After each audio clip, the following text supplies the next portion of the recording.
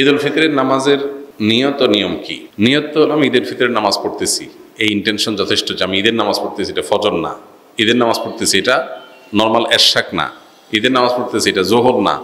এই যে পার্থক্য আছে, এই নিয়ত আছে, এটুকুই যথেষ্ট আপনার। এটাই হলো নিয়ত। মূলত আলাদা মুখে নাওয়াইতুয়ান ইত্যাদি ইত্যাদি এগুলো বলার দরকার নাই। আর ঈদের নামাজের যে নিয়ম সেটা হলো ঈদের নামাজ 2 রাকাত আদায় করতে হবে এবং 2 রাকাত নামাজের পরে খুতবা দিবেন খতিব সাহেব। জুমাতে বা অন্যান্য ক্ষেত্রে খুতবা আগে আমরা দেই, কিন্তু ঈদের নামাজের মধ্যে খুতবা হবে পরে। 2 রাকাত নামাজের নিয়মটা কি? সাধারণ যে নামাজ পড়ি আমরা সেই নামাজের মতোই, শুধু পার্থক্য হলো এখানে অতিরিক্ত কিছু তাকবীর আছে, এই পার্থক্যটা আছে। অনেকে ঈদের নামাজ পড়তে গিয়ে একটু বছরে 1 বার 2 বার হয় যেহেতু ভুলে যান এবং গ্যাঞ্জাম লাগাই ফেলেন। তো নিয়মটা হলো আমরা প্রথমে ইমামের সাথে তাকবীর বলে হাত বাঁধবো, বেঁধে আমরা সানা পড়বো, সুবহানাকাল্লাহুম্মা ওয়া বিহামদিকা ওয়া তাবারাকা ইসমুকা ওয়া তাআলা জাদ্দুকা ওয়া লা ইলাহা গায়রুক। অন্য সানাও আছে, আল্লাহুম্মা বাঈদ বাইনি ওয়া বাইনা খাতায়ায়া কামা বা'আদতা বাইনাল মাশরিক ওয়াল মাগরিব। সানা যেটা আছে এটা পড়বো।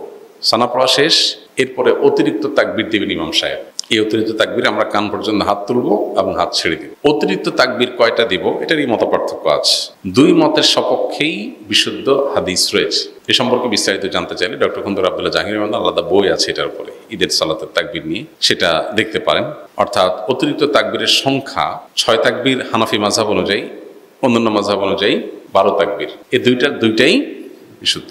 তো অতিরিক্ত যে তাকবীর সানা পড়ার পর ইমাম সাহেব দিবেন, আমরা সাথে সাথে বলবো আল্লাহু আকবার, আল্লাহু আকবার, আল্লাহু আকবার। 3টা তাকবীর হয়তো প্রথম 2টাতে হাত ছেড়ে দিবেন, তৃতীয় তাকবীরের পরে হাত বেঁধে ফেলবেন।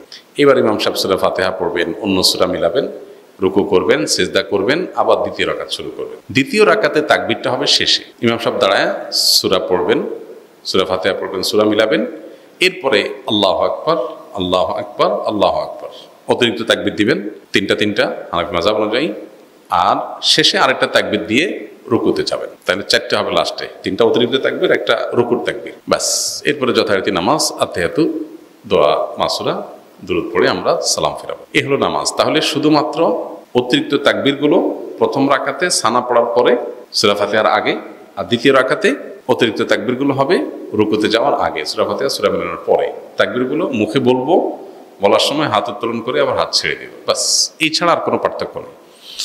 ঈদের নামাজের পরে ইমাম সাহেব খুতবা দিবেন, তখন মনোযোগের সাথে খুতবা শ্রবণ করতে হবে। অনেকে আছেন ঈদের নামাজ পড়ে খুতবা শোনা ছাড়া চলে যান, খুবই গর্হিত কাজ, খুতবা শুনতেই হবে। সো ঈদের নামাজের গুরুত্বপূর্ণ অংশ খুতবা শোনা, খুতবা শোনা ছাড়া যাওয়া জায়েজ নাই। অবশ্যই আপনাকে ঈদের নামাজের পরে খুতবা শুনে তারপরে যেতে হবে। ঈদের দিনের আমলগুলো কি কি? ঈদের দিনের সুন্নাহগুলো আমরা বলেছি, ঈদের দিনের সুন্নাহ কাজ যেগুলো আছে সেগুলো করবেন। ঈদের দিনে একটু আনন্দ খুশির প্রকাশ ঘটানো সুন্নাহ, গোমরা মুখে না থাকা উচিত। কোনো কারণে মন খারাপ হলে একটু খুশি মনে থাকা ভালো।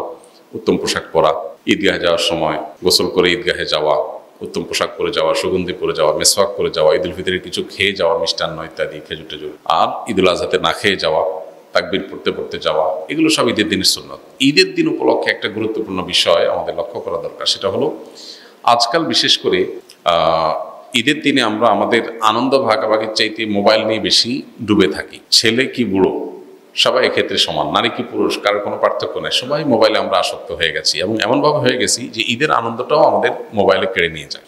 এই দিনটাতে আমাদের উচিত আমাদের প্রতিবেশী, আত্মীয় স্বজন, অভাবী মানুষ কিংবা সাধারণ যে কোনো মানুষ, তাদের সাথে দেখা সাক্ষাৎ করা, খোঁজ খবর নেওয়া, কুশল বিনিময় করা, ঈদের শুভেচ্ছা বিনিময় করা। ঈদের শুভেচ্ছা কিভাবে বিনিময় করবেন? তাকাব্বালাল্লাহু মিন্না ওয়া মিনকুম, আল্লাহ আমার এবং আপনার, আমাদের উভয়ের সব নেক আমলগুলো কবুল করে নেক। রমজান জোড়া যেগুলো আমরা করেছি, এটা হলো ঈদের শুভেচ্ছা, তাকাব্বালাল্লাহু মিন্না ওয়া মিনকুম। পাশাপাশি ঈদ মুবারক আপনি বলতে পারেন, অসুবিধা নাই, কিন্তু সুন্নাত হলো তাকাব্বালাল্লাহু মিন্না ওয়া মিনকুম বলা। তো এইভাবে আমরা শুভেচ্ছা বিনিময় করব।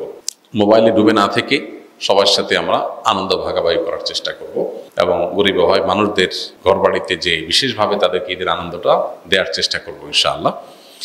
এর পাশাপাশি ঈদ উপলক্ষে একটা অনাচার শুরু হয়েছে আমাদের সমাজে, এটার বিরুদ্ধে সামাজিক আন্দোলন এবং সচেতনতা গড়ে তোলা দরকার। সেটা হলো ইদানিং দেখা যায় যে ঈদ আসলেই আমাদের কিছু উঠতি বয়সের ছেলেফেলেরা তারা বিভিন্ন গাড়ি ভাড়া করে, পিক আপ ভ্যান ইত্যাদি ভাড়া করে দলে দলে সেখানে বড় বড় আপনার ডেক সেট, আপনার বক্স, এটাতে ভলিউম একেবারে হাই করে দিয়ে তারা বিভিন্ন গান বাজনা করতে করতে রাস্তাঘাট প্রদক্ষিণ করে। এর ফলে বিভিন্ন সড়ক দুর্ঘটনা ঘটে, কারণ এত জোরে বিকট আওয়াজে বাজতে থাকে যে পিছন থেকে কোনো গাড়ি হর্ন দিলেও ড্রাইভার শুনতে পায় না। আর সবচেয়ে বড় কথা হলো, একটা সুস্থ সভ্য সমাজে আপনি গানের আওয়াজে পুরো সমাজকে প্রকম্পিত করে তুলবেন, কেউ ঘুমাইতে পারে, কারোর ক্ষতি হতে পারে, এটা কোনো সুস্থ বা স্বাভাবিক একটা সমাজে এটা সম্ভব না।